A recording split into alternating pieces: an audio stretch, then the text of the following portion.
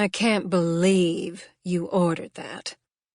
Beau Von B narrowed his brown eyes at Janey Sweet's French toast. He reached under the table and into his leather satchel to pull out a small metal plate. "What's that?" she asked, taking the opportunity to pop a perfect square of buttery French toast smothered in raspberries and powdered sugar between her glossy lips. "It's a scale," Beau said shortly, as though the fact were self-evident. He placed the device flat on the tabletop and laid a single strip of turkey bacon across the mirrored surface. Beau's eyebrows lifted when the small dial barely twitched to an ounce. Only then did he allow himself to begin nibbling, like a very delicate bunny, on the end of the strip of meat. "Sugar is the devil, you know," Beau whispered to Janey, as if he were conveying a very dirty secret to a very stupid child. Janey poured a tap of syrup onto her plate and made her voice equally low and mysterious. "So they say." She refused to let Beau irritate her this morning. She was busy enough the rest of the day with things that could cause actual stress.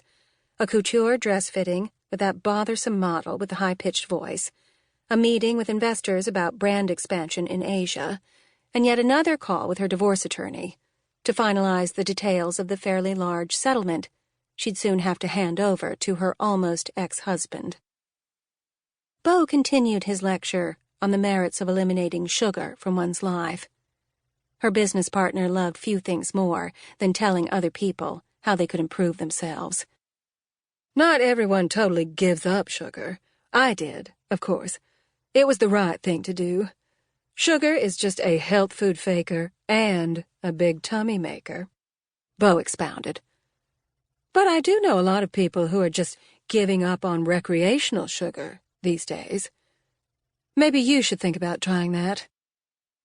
All around them, Manhattan's fashion world breakfasting elite, hipster e-commerce entrepreneurs in their factory-dyed organic denim, the man-repeller blogger crew, all the European fashion editors who still had time for meals outside of the office, took no notice of the woman enjoying her French toast, or the man fretting over his bacon.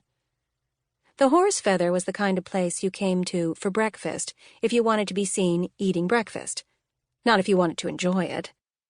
The portions were notoriously small, the service slow, but the lighting was fantastic and made everything look lovely on Instagram.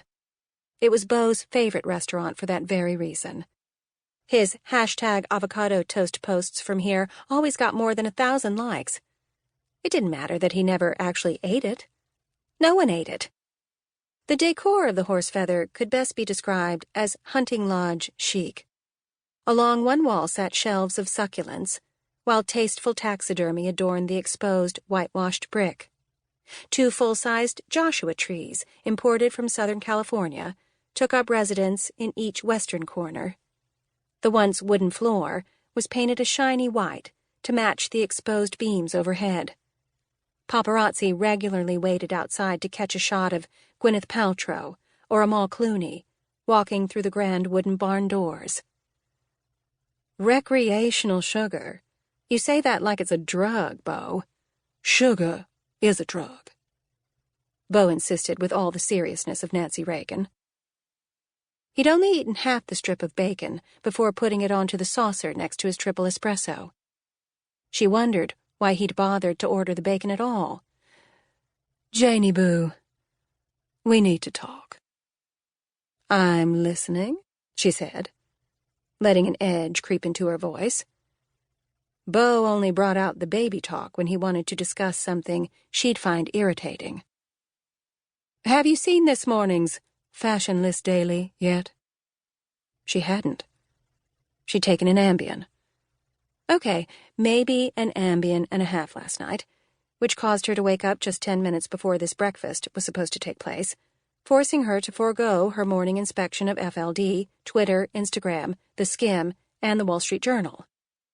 And though her morning data check was typically a sacred ritual, it had taken a lot just to put on pants that morning. Because of that Ambien and a half, she also found herself feeling cloudy and unfit for the fight Beau was so clearly looking for. And speaking of meds, Beau seemed like he was on something new. He was all amped up, his beady eyes darting left and right. She looked hard at him. Beau had always been too thin, but only recently had his face and body become all 45-degree angles with no round edges at all. Each month, some new quack told Beau something else he shouldn't be eating: fat, carbs, oil, gluten, now sugar. This meant that Beau just kept subtracting from his diet without ever adding anything back in. "Of course," she lied. Lying to Beau was a professional obligation. "Please don't lie to me, boo-boo. You're a shitty liar. I know you haven't seen it, because if you had, you'd be as mortified as I am." Beau pulled his iPad from the bag and tapped it before turning it around to face Janey. "You're all over Instagram, too." "Unfacetuned," he said, in a super bitchy voice that went high on the last syllable and was beginning to make her lightheaded. Facetune was Beau's favorite new app. It let you retouch any picture before you posted it on social media, making it possible for every normal human to look like Cara Delevingne all of the time. She squinted at the screen.